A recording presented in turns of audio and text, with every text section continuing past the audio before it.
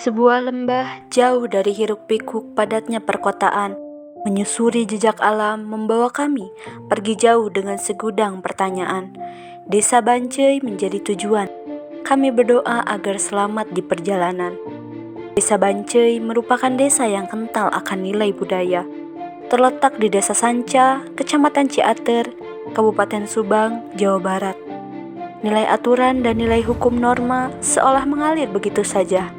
Warisan nenek moyang digenggam erat, enggan mereka lepas. Kami pergi ke Desa Adat Bancai pada hari Sabtu, tanggal 1 bulan Juni 2024. Pukul 7 pagi waktu Indonesia Barat, kami berkumpul 4 orang menaiki mobil, susul 2 orang rekan kami dengan menaiki motor. Perjalanan kurang lebih 2 jam dengan kendaraan jalur darat. Walau dihadang kebingungan dan sempat hilang rute tujuan, tapi tekad kami sudah bulat untuk tetap melanjutkan. Kami berhasil menemui Pak Odang selaku sesepuh ketua adat di sana. Setelah berkenalan, beliau pun mulai bercerita. Nah, awal-awal mulanya itu kan Bancai itu bukan kampung Bancai, yaitu mungkin nama kampung Negla. Yang mana itu katanya dihuni oleh hanya 7 kepala keluarga. Nah, di kisaran tahun, diperkirakan katanya itu di tahun 1800 itu terjadi angin yang bagaimana menghancurkan kampung Negla tersebut sehingga rata dengan tanah. Pokoknya mah nggak ada puing-puing ya, nggak ada kehidupan kayak ya kembali lagi ke semula, mungkin karena nggak ada pemukiman kan dengan adanya angin itu, sehingga bagaimana mereka itu memecahkan permasalahan ini. Akhirnya mereka ngabancai itu musyawarah untuk tujuannya yaitu memecahkan tadi dengan mengundang paranormal. Mungkin dulu itu ya dibilangnya kalau sekarang mungkin orang yang bisa gitu kan, kayak gitu namanya Pak Suhab.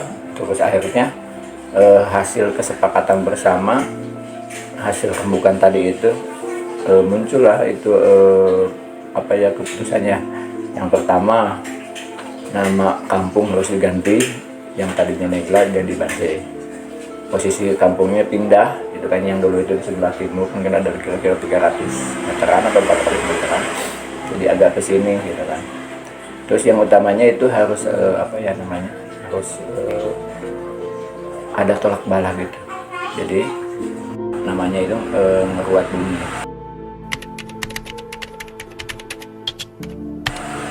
Mungkin apa yang tujuan dari ngeruat bumi itu, mungkin ngeruat itu berasal dari kata rawat, yang segala sesuatunya mungkin kalau entah itu alam, entah itu perilaku, entah itu semuanya harus dirawat kan. Dan juga tolak bala bentuknya seperti tadi gitu kan, semacam kayak gitu kan. Untuk meruat bumi sendiri, rangkaian aktivitas yang biasanya dilakukan itu apa sih gitu, maksudnya apa aja gitu, misalkan dari pagi ngapain sampai ke 3 hari 3 malam itu tuh? Kalau dari istilahnya, kalau dari misalkan hari Selasanya kan hari H-nya itu hari Rabu ya. Jadi dari hari Selasa itu mereka udah ada yang namanya dadahut itu persiapan segala semuanya itu, dari mulai benda jadi, setengah jadi, dan yang udah siap disajikan juga harus mereka persiapkan. Gambaran contohnya gini, nanti kan ada juga yang ketika misalkan dibagi itu kan, yang dibagi di masaknya udah ngalir aja, udah spontan aja. Misalkan kayak bebarengan kan waktunya, ada yang masang pintu hek di pintu gerbang utama, pintu heknya kayak begini cuman kalau nanti dirias sama itu kayak daun kamu dari depan itu udah terlihat gitu kan. Terus sepanjang pinggir jalan itu pakai sawen gitu kan, pakai sawen dari daun kawung itu kan. Jadi ya mungkin kalau di Bali itu kan daun janur ya, kelapa. Kalau di sini kan karena ada nilai mitos tersendiri kalau daun kawung itu kan kayak gitu. Jadi nanti semua itu dipasang itu, misalkan warga itu ada yang nyiapin misalkan buat persiapan di tempat kegiatan, apalagi kan kalau ibu-ibu itu kan sibuk masak. Ada yang motong dinding, warga itu ada dibagi aja itu di rangkaian pertama itu ya, istilahnya dadahut itu, dimana setelah dadahut persiapan berlangsung itu ya, ada dadahut itu ada setelah itu ada ngadiukeun itu bahan-bahan yang mau dipakai itu di ritualin dulu. Jadi kayak misalkan beras, sembako itu di ritualin dulu. Tujuannya apa? Jadi istilahnya biar minta keberkahan. Didoakan biar berkah. Nah itu jadi saya hikmahi lo banyak saat cenah gitu kan. Tujuan makan itu berarti keberkahan. Jangan sampai tamu itu tegasubuhan gitu, bahasa kita mah jadi gitu. Jadi supaya ya keberkahan gitu kan. Makanya alhamdulillah kalau andai pun misalkan kurangan anggaran itu misalkan kurang 3 juta, 4 juta atau segala macam itu, jadi kita itu terrealisasi aja di hutan itu, ambil aja rezekinya buat gitu. Makanya kan setiap buatan di sini itu bukannya rugi buat keadaan saat tadi gitu kan. Yang selama saya lihat itu belum ada sampai istilahnya apa ya, panitia teh KW wirangan gitunya ya.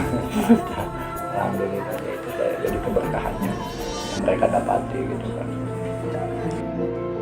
Terus nanti kan motong mending kan gitu, motong mending. Jadi ya itu si warga di sini itu bagaimana mungkin ya setahun sekali itu kita duduk bareng, makan bareng dengan hal yang sama itu kan, merasakan bagaimana sih ketika satu tahun kita makan daging mending itu apa gitu kan. Pertama itu, yang keduanya juga si daging mending itu